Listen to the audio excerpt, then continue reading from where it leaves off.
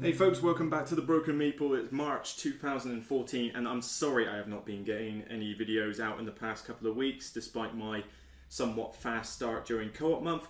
Unfortunately, technical issues have been developing with the setup that I've got. The Blue Yeti microphone is stupidly sensitive and it just keeps picking up background noise all the time, as well as a high-pitched whine from my laptop, which has made volume settings problematic in various videos that I've done lately. You will have noticed the quietness I've had to have. Hopefully this one should be a bit louder, but we'll see how it goes. Also, picture wise, my camera's not been doing too bad. However, I have recently just made a huge purchase in a new Panasonic X920 camcorder and a shotgun Rode Video Mic Pro to go with it. So that means I won't have to plug anything into the laptop, which means I won't get the whine. It should mean that I can shotgun the microphone towards me as I'm talking, which means that I shouldn't pick up loads of background noise. So fingers crossed it'll be a good purchase, and it means that my videos are going to be a lot clearer, both visually and audibly.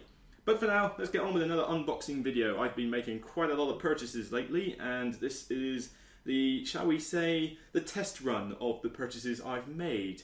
Because all the other games I've bought, like Empires of the Void and Amerigo and Concept, are games that I have played and know I like. Nations is one that I don't know I like, because with Nations, it's a civilization game that has been proving quite popular lately, but my collection needs a civilization game in it because I really like this genre. I don't own any civilization games as of yet, and I don't count Seven Wonders as a civilization game really, because it's difficult to get these to the table. Most civilization games are relatively long. I mean, I've also ordered Through the Ages, which I know is a very long and complex civilization game. I bought my brother Sid Meier's Civilization, and that was a very fun game, but it required both expansions to really balance out, and despite how fun it is, it's not one that I can just easily get to the table. It's one I'd have to arrange, and I want my collection to be primarily games that I can get out when necessary. So Nations is one that I'm hoping will fill that void, at least until I decide that I'm just going to get civilization games across the board anyway. You know me, completionist syndrome and all that.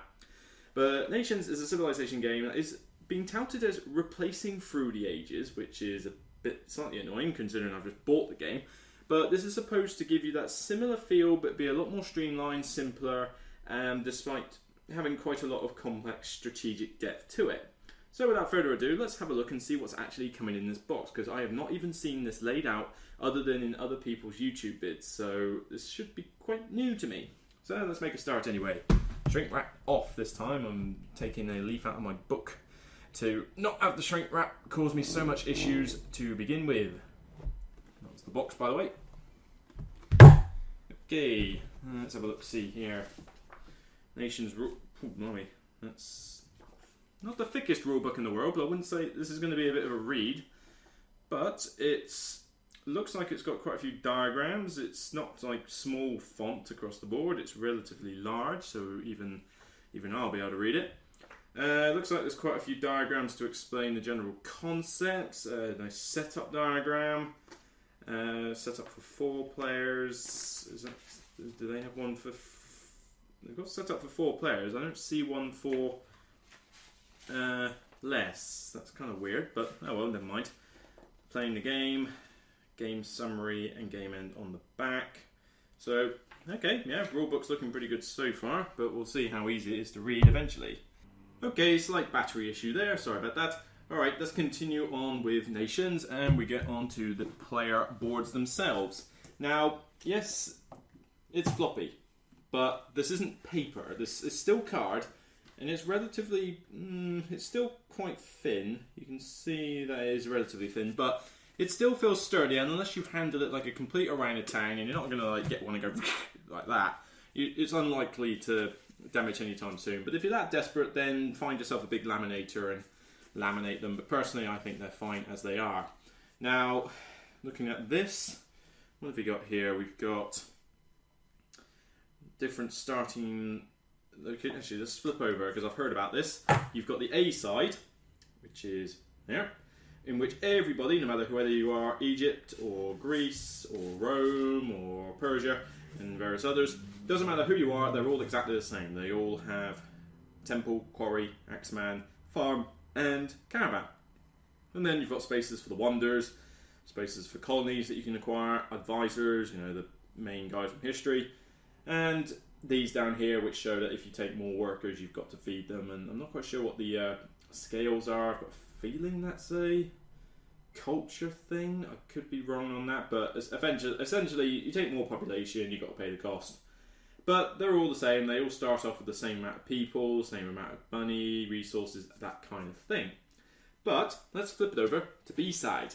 This is what I would prefer. B-side. Works a bit like Seven Wonders in this respect, actually. That's kind of the similarity I would do. Where the A-side is one thing and the B-side is something different. But in this case, Persia starts off with 35745 in the various resources. But if I flip to the next one, 15536, 26645, they all differ in resources. They're all the same in terms of cost, but in this case you can see that Persia has got 3 spaces for colonies and starts off with, if this will focus a bit, quarry, axeman, ziggurat, and a temple. So let's go randomly to Rome. Here we go, Rome. You'll notice that there's only 2 colony spaces. They start off with a farm, quarry, legionary, aqueduct, and they have a special ability as opposed to a 5th thing. Aside from that, they're the same, but they have different starting resources. So that's effectively how they differentiate the different things, and I suppose with expansions you could get more locations. That would be nice. I think this game could be right for some expansions. But I quite like these boards. I mean, they're simple and functional. But one thing I've heard people diss about this game, if I go back to these, is the artwork.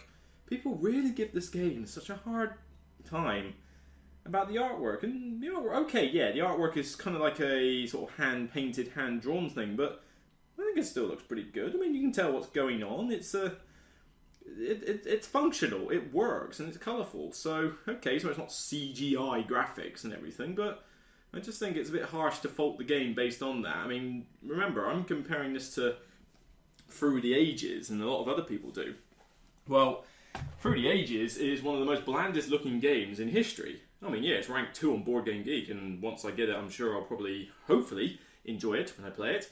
But it is still very bland. It's got no map, it's got very basic cards, and it's mostly cube pushing. You don't hear people rave on about that one, though, but suddenly they just turned on nations. Seems a bit unfair. But anyway, scoring track.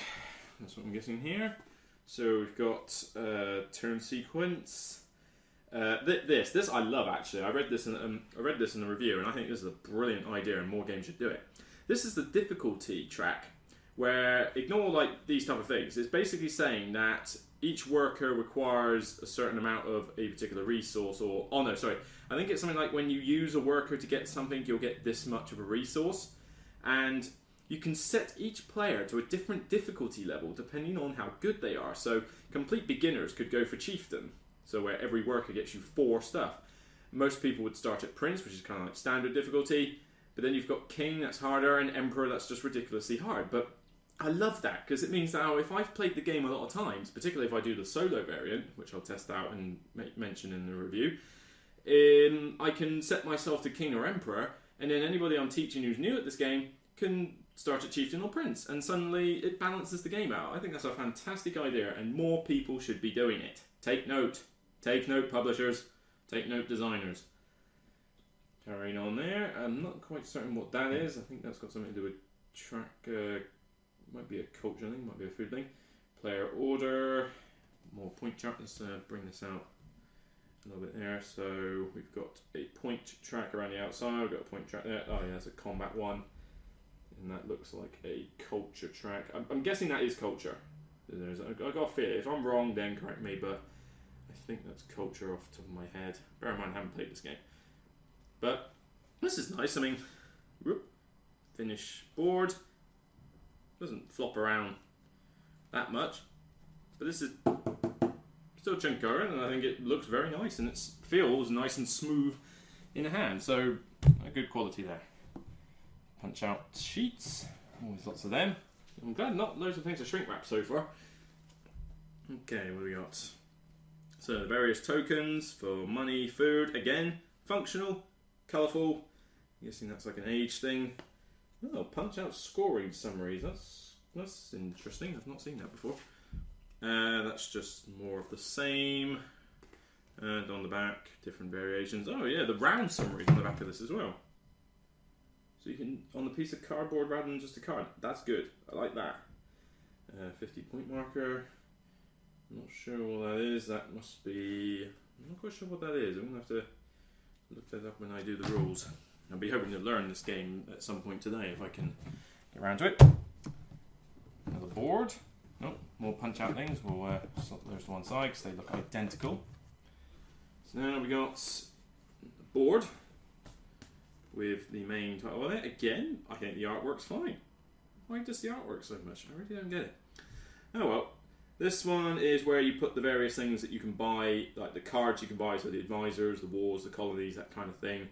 They'll cost a certain amount of money depending on which row they're on. Other than that, that's pretty much all this board is used for. But, again, you know, it's a nice looking board. I mean, I'll bring it out a little bit. Yeah, I don't see anything wrong with this board. I mean, if you don't like the artwork, then please tell me why you don't like the artwork, because I know it's not CGI and fancy, but, you know, do you want the cost of this game to go above Caverna levels? Honestly, I don't. And more bags. A lot of people are doing this now. I'm seeing this in... It used to be just Z-Man that did this, but now I'm seeing publishers all over the place sticking these bags in the boxes. I have now got so many bags, it's untrue. I mean, I think it's a brilliant thing that they're doing it, but seriously, I've got so many bags. Okay, standard insert. So, hang on. So we've got a cardboard insert, but this is basically saying that the box is a bit oversized. This could have been a thinner box, I think, because these don't take up a huge amount of space, and these are going to be punched out, so it's not that much.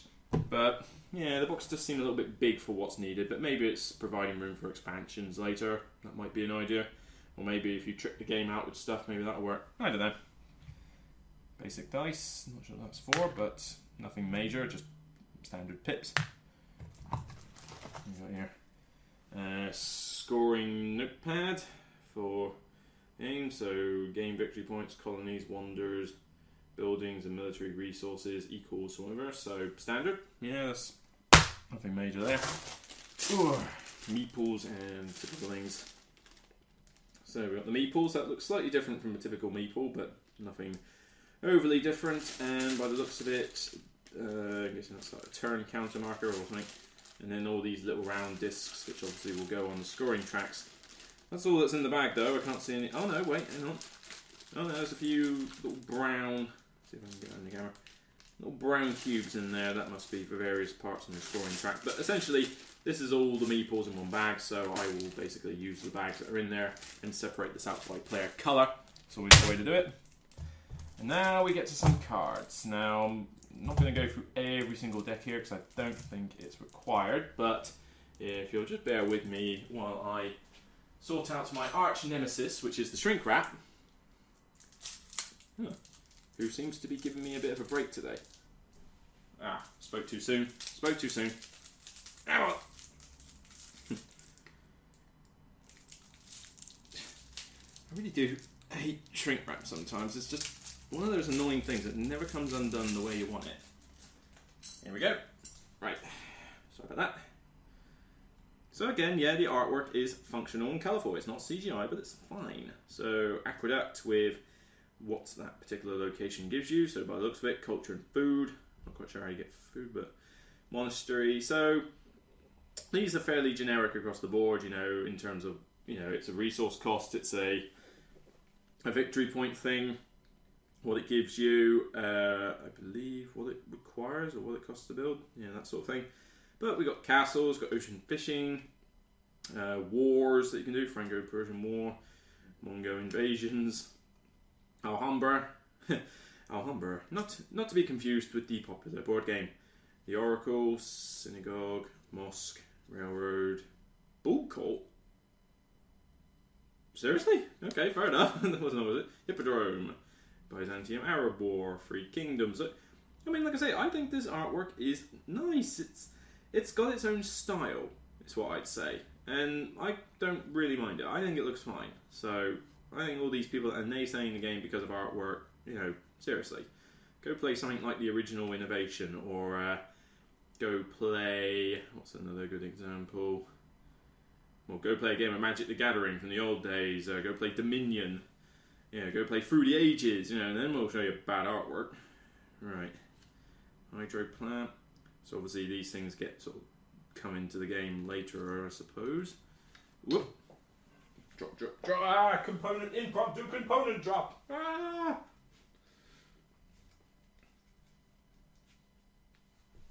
Right, okay, so Personnel, Portella Palace. So I mean that's essentially what all these cards in the box are. They're just all these different things you can buy. I mean engineering school, radio.